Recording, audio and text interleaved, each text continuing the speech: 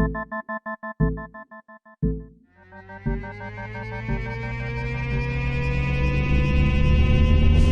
don't trust anyone who says they don't have any regrets. Because I'm like, what? You've never done anything stupid in your life? How can you not have any regrets? To me, that's just bravado. That's just bullshit. So I have real regrets. And again, the way that I try to expunge them, the way I try to release myself from feeling guilt and more shame about these regrets is by sharing them.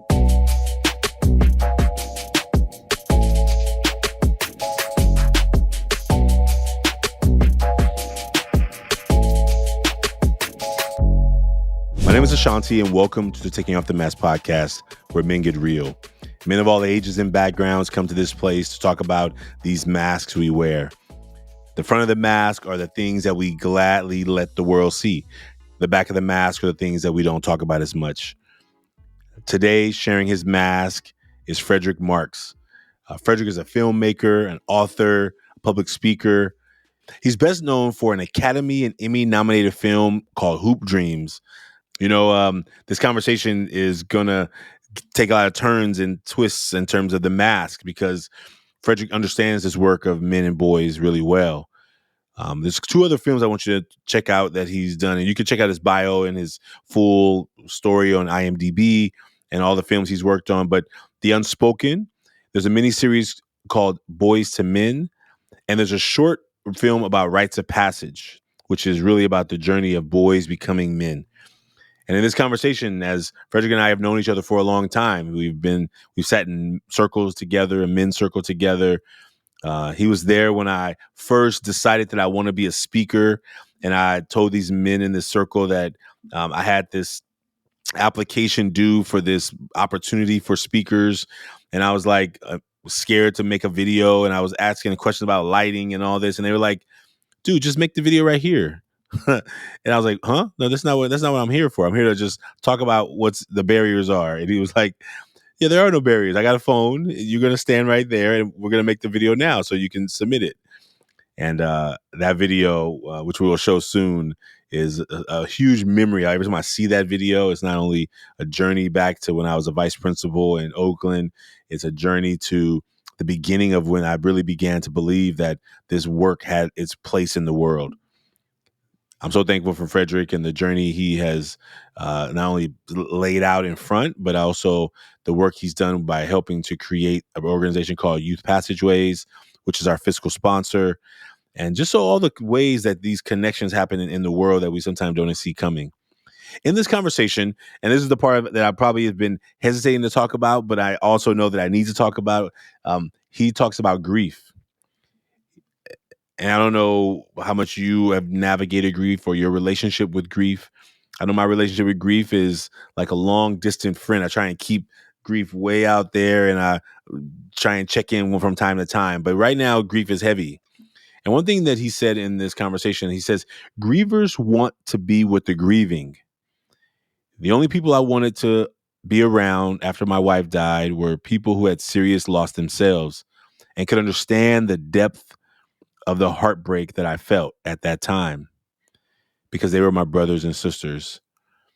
And I think that at the time of this recording, I was not navigating a heavy load of grief. I'm always navigating some type of it in the back scenes, but right now there's a heavy set of grief happening. And I kind of operate under this, like, who do I bother with this feeling and who do I talk to about it? And so in addition to just, taking my own time and meditation and prayer about it, like really knowing that every time I start bringing the thought out into the public, I start feeling a heavy emotion, which is telling me you need to deal with this, Ashanti. You need to deal with this grief. And so I am in the process of working through that grief, of not ignoring it, of not pretending like it's not happening, of not pretending like, oh, why do you feel so sad about this loss? And it's really personal.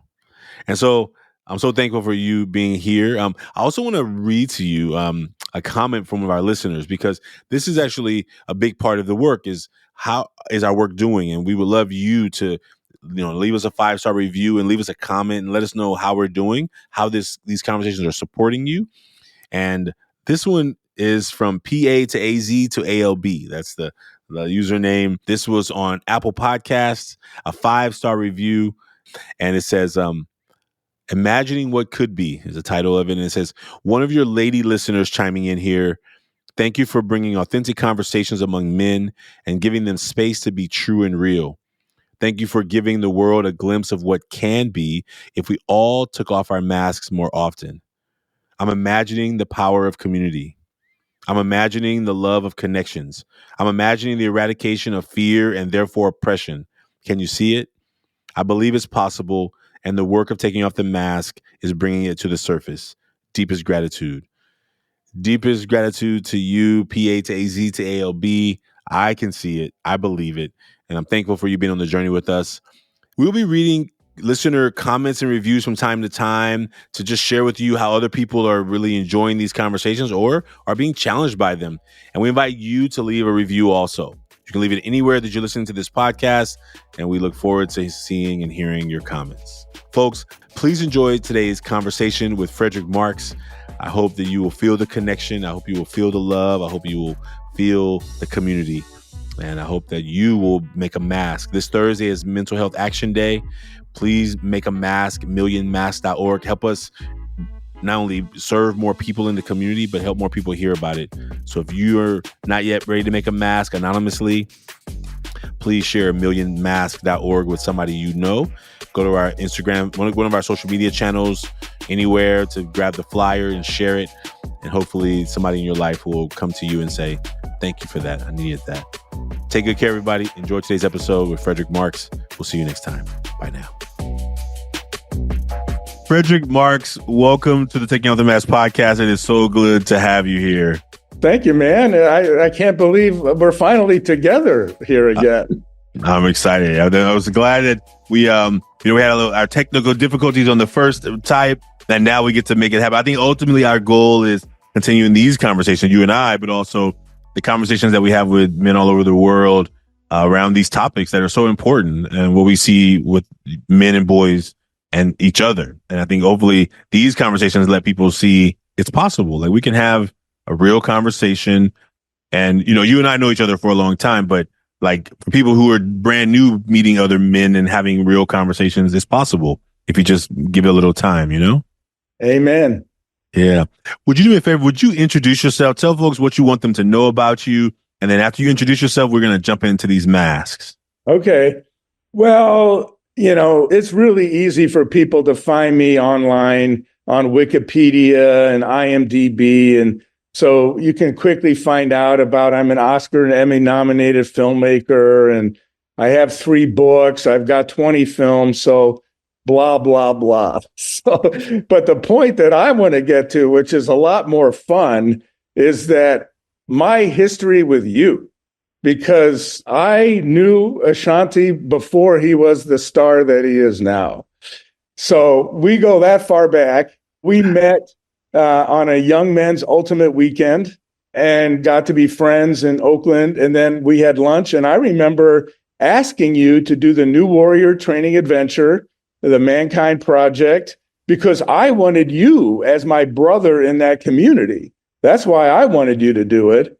And then so many years passed, and you joined the men's circle that we had in my living room.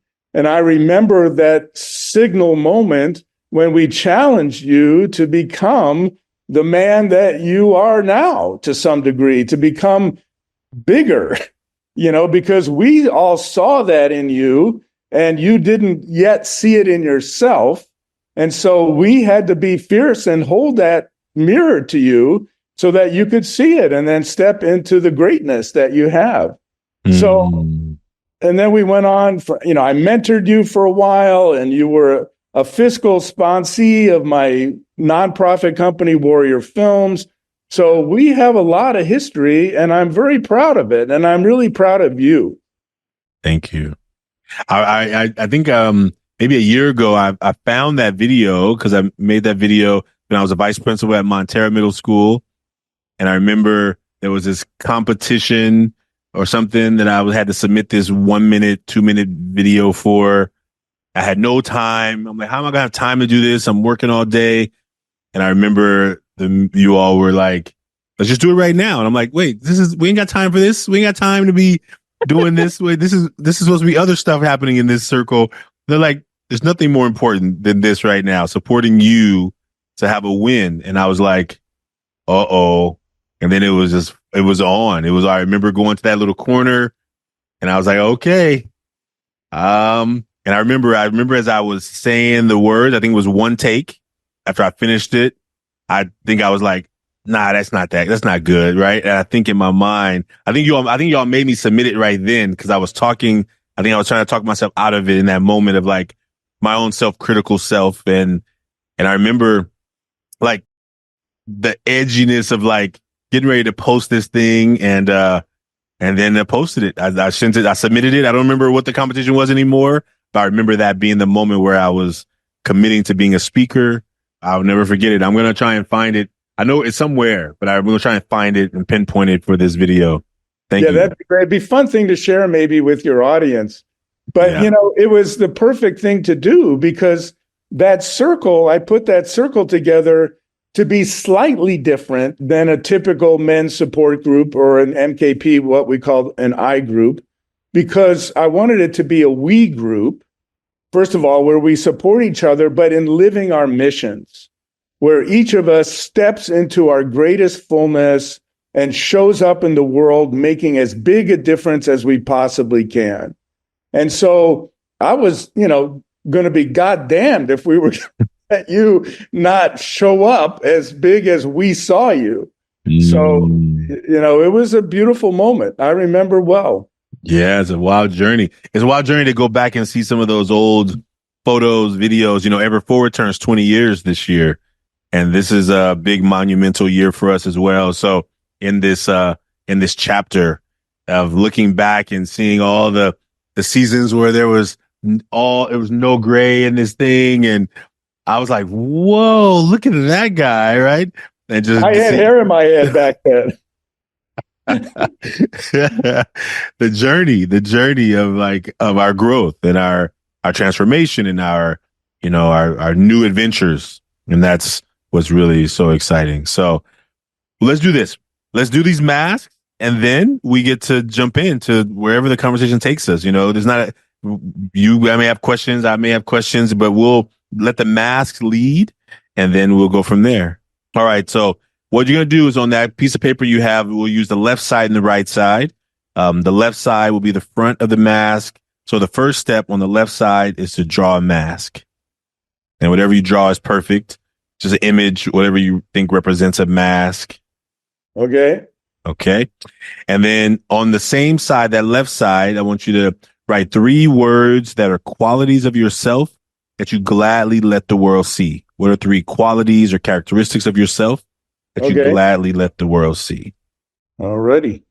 And now we're going to go to the right side of the mask. The right side is 3 words that are things you don't talk much about or that are oftentimes left to the back of the mask. Things that maybe you want to talk about, but since we're going to share them here, 3 things you feel comfortable sharing that are things that don't normally often show up on the front of the mask. Yep. Alrighty. Okay. Now, usually guess, you get to decide who goes first. You get either you want to go first or you. All right, I'll go ahead. Yeah. Go first. So just show the front. Just show that you can fold it. It. Yeah, just so that we can. I hope you can see it. I've kind of got a green screen sort of effect here. So we got you. I see it. I can see it. Okay. Okay. Can you actually read the words? I can read. I can. I wear glasses now, so I'm not. I don't have them on. But well, you almost got it. Yeah, transparency. Yeah. Okay. Cool. Well, anyway, it's a very simple picture. Yeah, no, I got it. I can see it. It's as simple as it gets. That's because I don't draw well, and I make my drawing simple. So my 3 words are transparency, authenticity, and love. I don't know. Do you want me to drill down further into those, or? If you feel comfortable, anything you're willing to say about any of them? Well, those are really just primary values for me, period, in life. In fact, the books that you see over my shoulder couldn't be written without transparency, because I have a tendency to basically just hold my chest open and say, look inside, this is my naked beating heart, and this is who I am. And I don't hold back. So, that's just really important to me. And it comes across in my work that I seek the similar things from others: transparency, authenticity, and love. I tell people my life is very, very simple. It's only about 3 things: art, service, and love. So that's it. I mean, I don't have kids. I make art, I do service, and I try to give and get as much love as I can. Thank you. I appreciate that. I think that maybe that we'll come back to that topic about the authenticity in the book Turds of Wisdom, because I'm sure that there's a lot of it connected in there, from what I remember in the first couple of chapters that I read. Let's see if it's here or some. Oh, good. You actually read some of it? Cool. Oh yeah. Right after you gave it to me. Okay, let's go come back to that one for sure. All right, here's the front. This is the character that I'm working on right now. It's a M for the mask, and the words I wrote today were serious, passionate, and I was going to write hardworking, but I scratched it and I put caring. And I think that the serious and passionate parts are connected to the hardworking, like the amount of time I put into trying to build this organization, the amount of energy as I look back over 20 years to look at, man, when I was a first year teacher back in 2004, like I looked at some photos of my classroom back then. I'm like, oh, I remember that. I remember that chair. I mean, just like the journey, and like I'm clear about that. I think the caring part has always been on the roots of the foundation of me becoming a teacher. Like if I didn't care about my community, there's no way. Like I wanted to be rich. There was no way I would have left all the money I was making as an engineer to become a teacher if underneath it was caring. And I think that deep down, like I became a teacher for that reason. And so passionate and serious are usually the things I lead with. And I think the people, when they can get to know me, when they know me, they really will understand that I'm really caring, and I'm really caring about people. I'm caring about our community. I'm caring about the state of education, about what's happening with our young men in our communities.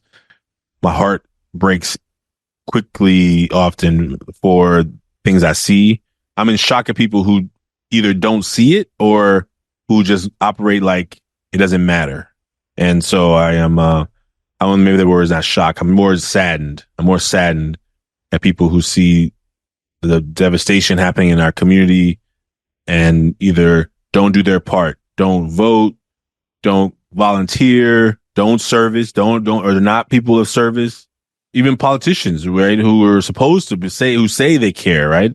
And I have to be careful because I've almost on several occasions made a very verbal post about how many lies these politicians have told to me. And I was like, I think one of my mentors had to talk me off the soapbox the other day because I was about to let loose. And I'm like, okay. He's like, Ashanti, I want to hear that offline sometime. I'll make a note so that when the camera's not rolling, you can tell me. I'd love to hear it. Oh man, well, it may come up. It may come up on the back because I think it's pretty hot today. And I'm not going to name the person, but I am going to name the situation. And I think part of it is that part of passion, right? I work so hard for this, and if you tell me you're going to help this cause, I want to believe you. Sure. And maybe I shouldn't let myself. I think what I think it did ultimately. I think about it is I let myself believe that this politician who was saying what they needed to say to get the donation, to get the vote, then we're going to keep their word. I think I just allowed myself to to believe. I let my heart open up a little so much, right? Someone opening the heart. Here's my heart. And I just let them, I allowed it. So I'm not blaming them. I'm blaming myself for allowing that to happen. Well, So, I think at some level, those of us who have bigger hearts, it's arguably easier for us to be seduced, right? Because I have this happen all the time too. I believe what people tell me. I believe that they're going to walk their talk, that their word is their bond. And over again, people disappoint me, man. Oh my God. Well, and in fact, in the Turds of Wisdom book, you should read the accountability chapter because it's entitled "Nobody is Accountable." And that sort of sums it up for me. I get so fucking frustrated. Okay. That one's coming up. Well, then now let's just go to the back. You get to go first since you're on the back. So just show us the words and share anything you want to share about those in the back. Yeah. Fear, shame, and regrets. So, I'm not sure what to say, except that those are things that I don't often speak to about how, for example, fear can hold me back from doing certain things. And it's interesting because, I've been a self-directed artist for my entire life. So it obviously doesn't stop me from making art, from making films and writing books and stuff. But what it stops me from doing is going to the powers that be in Hollywood and in New York and saying, I want your help. That's where I become like a whimpering kid.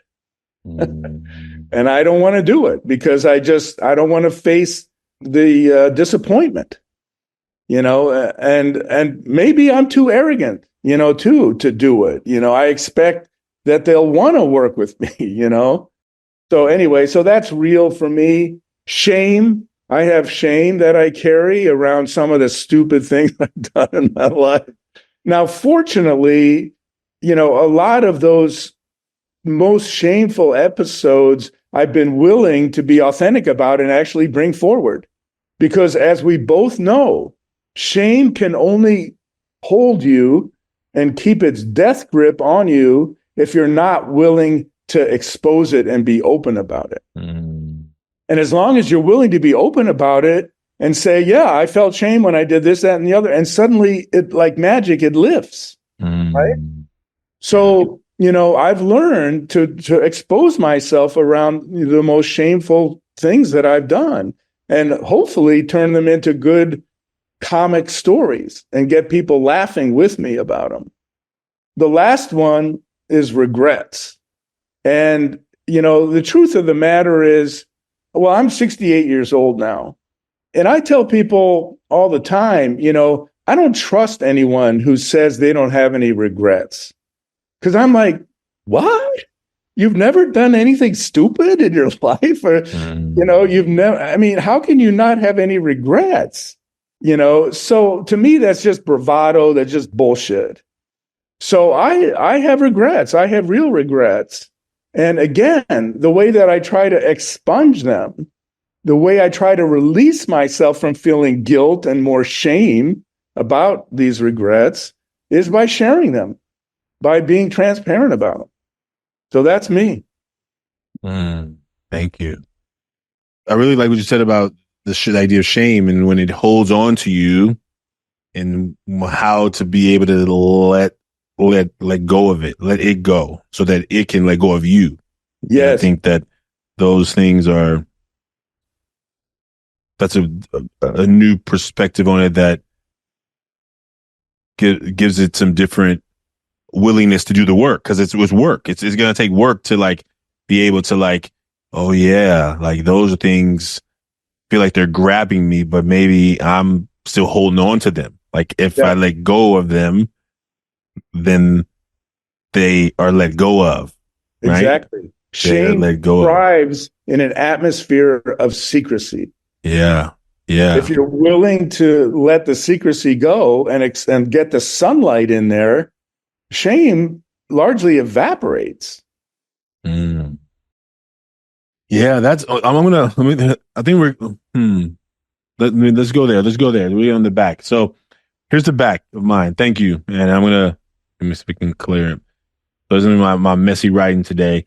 It says sadness, self-doubt, and then I put worry/fears. And usually I lead with fear of failure, fear of sadness. And I've been trying to like take away what fear has done over the lifetime of myself, right? And I've been trying, and then this past past month, I've been doing this learning experience about sadness. Like, who are you missing? Who are you missing? And a cousin of mine just recently passed. It was really tough on me, and I was actually in the process of grieving for my grandmother who passed 3 years ago, who I had not made room to grieve because I've been so busy trying to survive this organization through this pandemic. And so I'll grieve her later. I miss her, but I'll grieve her later. And so I just finally this past month just really said, it's time. It's time to let go of all of this that I've been carrying. And it's been hard. It's been hard because I'm too busy. I'm trying to give sadness and grief a deadline. You're like, hey, you got 1 week.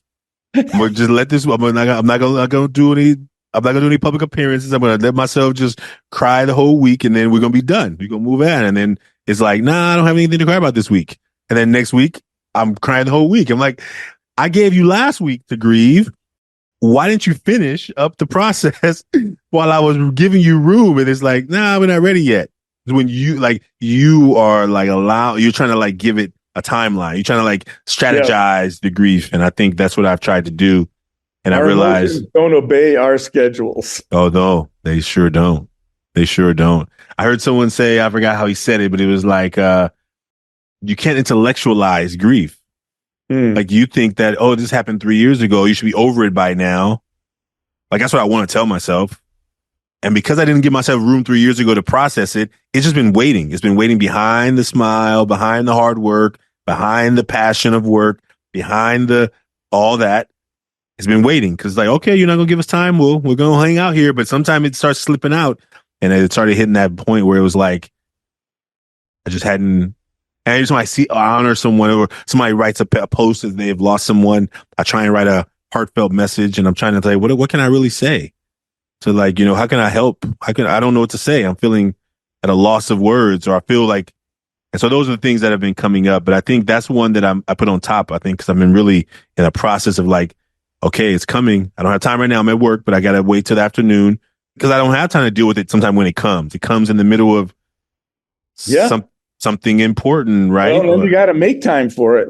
You got to make time for it. And if you're open to my armchair analysis, I would say that part of why you're at a loss for words in sending somebody a condolence note or something is because it could awaken your own grief. And you don't want to deal with it at that time. So you're in a sense repressing it by not giving compassion to them for their grief.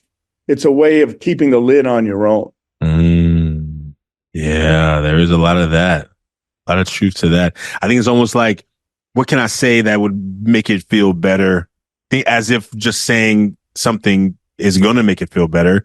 I think it's like, so I'll, etch out some words, but it always feels like I'm not being, like maybe it's not authentic, or it is coming from me, but it's also like, I don't want to say anything that's going to trigger them, right? So maybe I'm trying to protect them while I'm protecting me to protect them, right? It's like, what I learned from supporting my wife to her death is that grievers want to be with the grieving. So that's to say that the only people I wanted to be around after my wife died were people who had serious loss themselves and could understand the depth of the heartbreak that I felt at that time, because they were my brothers and sisters. If they could be heartbroken with me, then God bless them, come on in. But if they were putting on a happy face and, oh, it'll be all right, everything will be fine soon, fuck you. Get away from me. I don't want to be near you. So that's my invitation to you. Yeah. Go ahead and touch your own grief and share it with somebody else who's grieving, because that's what they really want to hear. Yeah. Yeah. And when you say that, while I was putting together that learning experience, I listened to Anderson Cooper when he talked to Stephen Colbert after he lost his mom. And Stephen Colbert said something like, what gifts of God do we not celebrate, even in the loss, right? Like, and Anderson was like, how can you really believe that? You really believe it's a gift? And the way he framed it was this idea that by having that person in my life, that was a gift. And by knowing that at some point, like, our journeys are all different, and there was their turn to go. And I think he talked about, like, the fact that I have been through hard times, it makes it easier for me to empathize with others when they're going through hard times, because I know what it's like to suffer. Mm-hmm. And I think that's how Ever Forward was able to do this work with young men, is because I grew up in a lot of suffering silently. So when I saw young men in my class who were like brilliant, but were pretending like they weren't smart, or they were acting out and like just wanted attention, I'm like, I see you, brother. I see you. You can have all the positive attention you want from me. You don't have to make me kick you out of class to get attention. Like, what do you need? Are you hungry? You need something to drink? Like, what do you need? Like, and I realized that I knew what it was like to feel invisible. And so when I saw young men in my room acting out, I don't want to kick you out. Like I see you want to be kicked out, but I don't know why, because I like you. Why do you want to be kicked out of a class of somebody who likes you? There's plenty of teachers here that don't like you. Get kicked out of their class, but I'm here. I'm not here for this check. I'm here for you. And I think I think I was subconsciously operating like that, even though I had not really given myself full acceptance that I had gone through all the suffering. I think it was subconscious. I was seeing what was happening and trying to make room for those young men in those classes. And that's how Ever Forward was started, right? With just being willing to realize, okay, you're not a bad kid. I mean, you're failing every class, but you're not a bad person. You're just not, there's nothing connecting you to why this is important, or why it could be valuable to you to just try a little bit. Mm-hmm. And I think that's the journey I've been on for these 20 years, for sure. Yeah. Well, the key, I think, is to not be Pollyanna about it, right? Say more about, what does that mean? What does that mean? Pollyanna, it's a term that goes back to the South, back to the slave days, and it's like people pretending that there weren't huge injustices going on all around them. And so it's pretending, basically.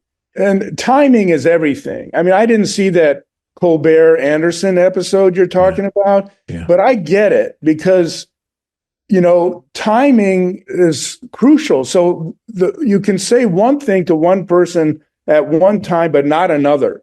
And when they're deeply in grief, frankly, it's not the time to go, oh, it's a gift. You had their life. It was wonderful, and you should celebrate it. Fuck you. That is not where I'm at right now. I will get to that point most likely, but I'm not there now. And I need you to be with me where I am now.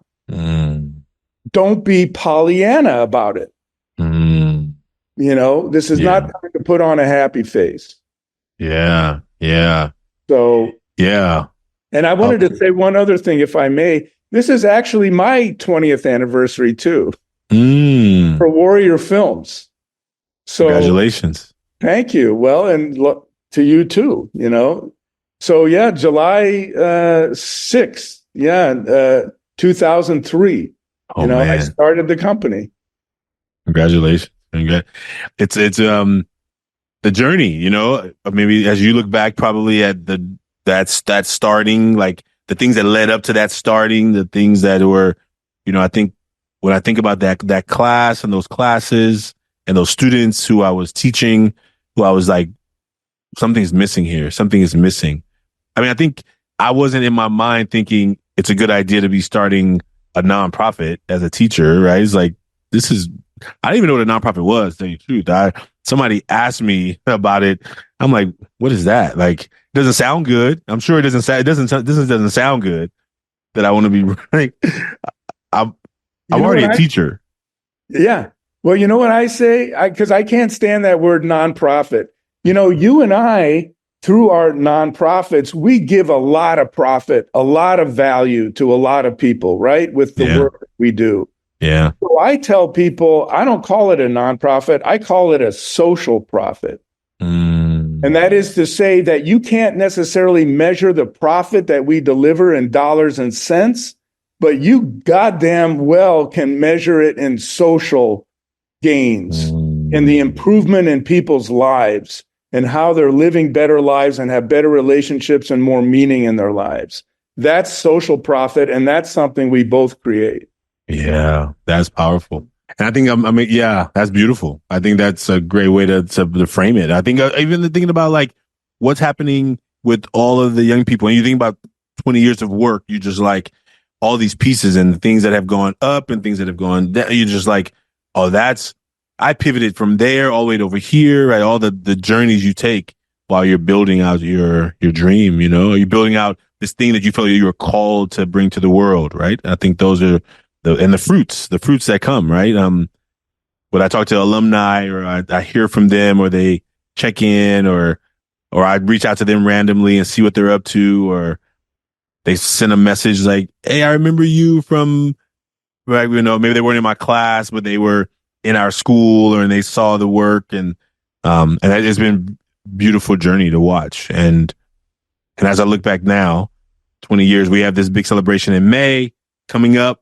The team is growing. We got a couple of interns on board. Like, it's just, okay, it's about to happen. And I think it's taken me almost 20 years to finally start realizing the dream is still bigger than I can handle by myself.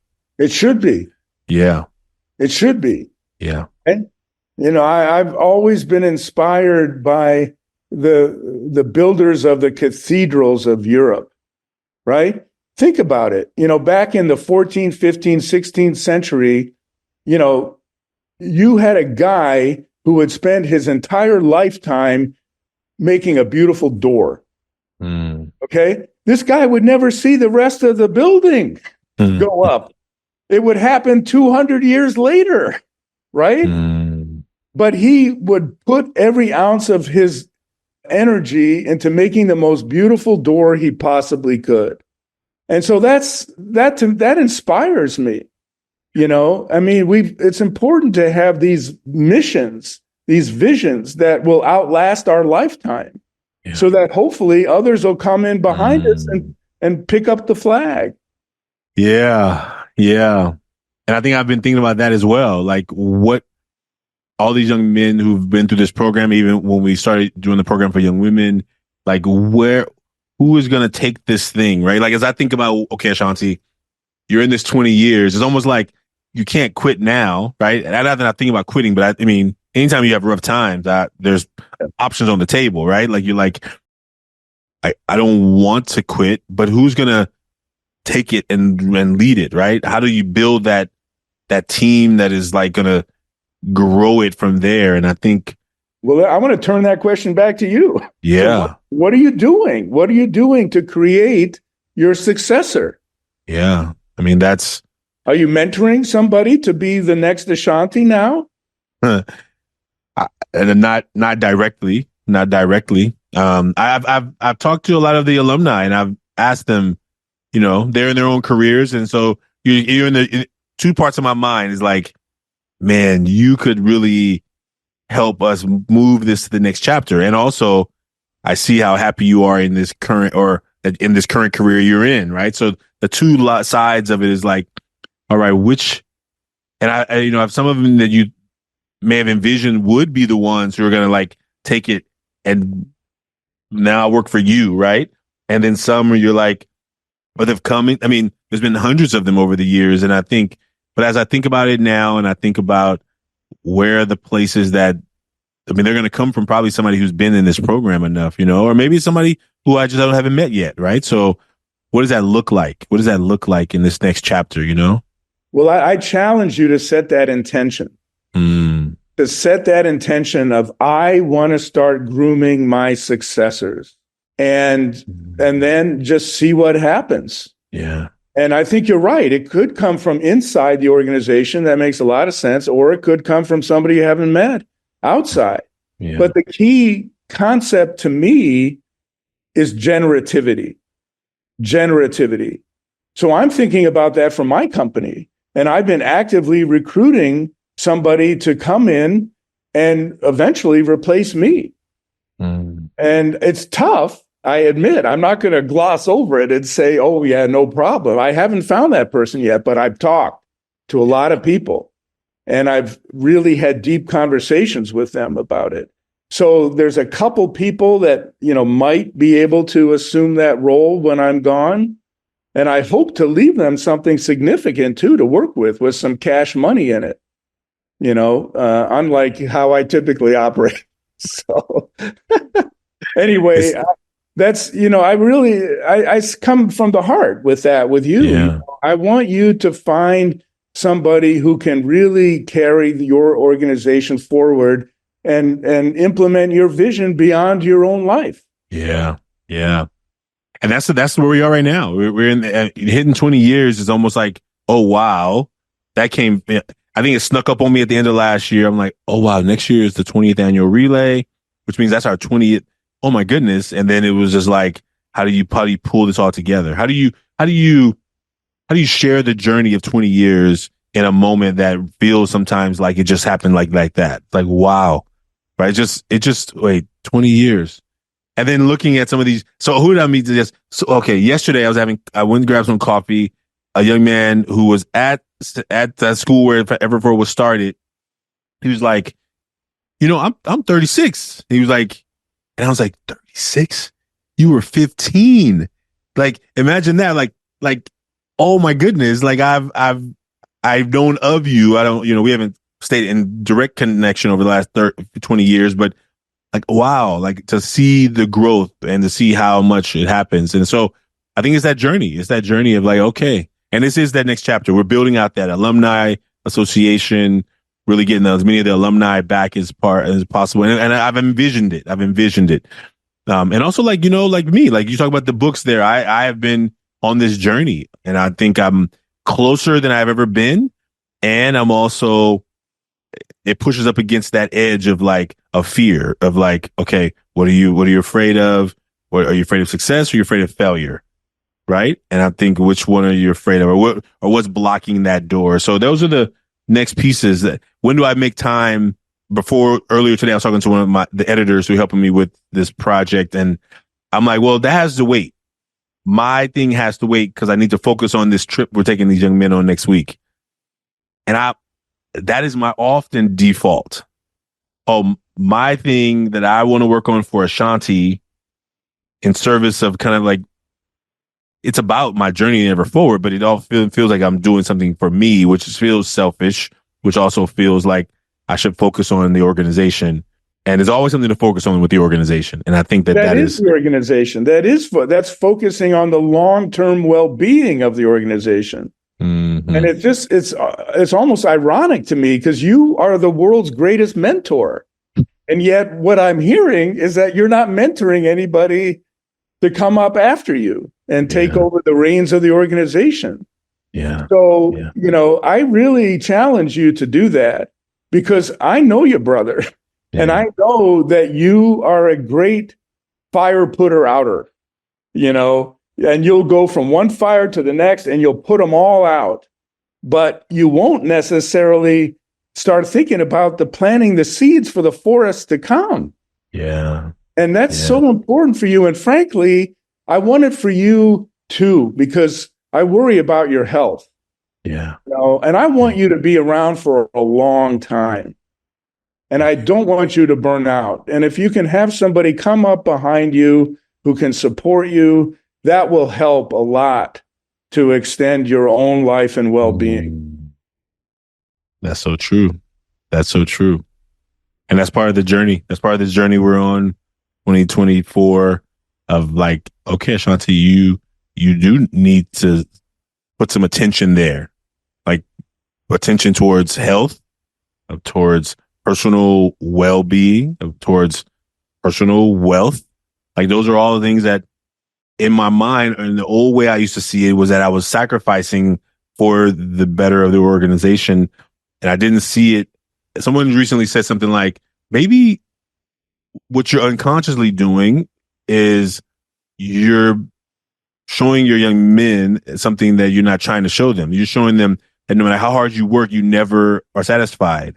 Like you never, like, not that your goals can't keep growing, but I think I never even celebrate even the small wins. And so how is it that I'm always working, I'm always tired, but I don't often take moments to just be like, yes, we got that grant, and like celebrate. I'm like, okay, now we got to accomplish this grant. We get it. I'm like, yay. And then I'm like, oh, we got to do it. Right. So I never even so it take lasts a minute. about 1 second. Yeah. And so that's my journey this year, is really like celebrating the wins and celebrating with the young men and helping them celebrate their wins. I'm really good at, I believe in the mentoring. I think it's important. And I think oftentimes you and I have had many of those conversations where, how do I let myself be mentored as well? I think that's part of my own journey as well. So, yes. Well, that's something that I write about in my book, Rights to a Good Life.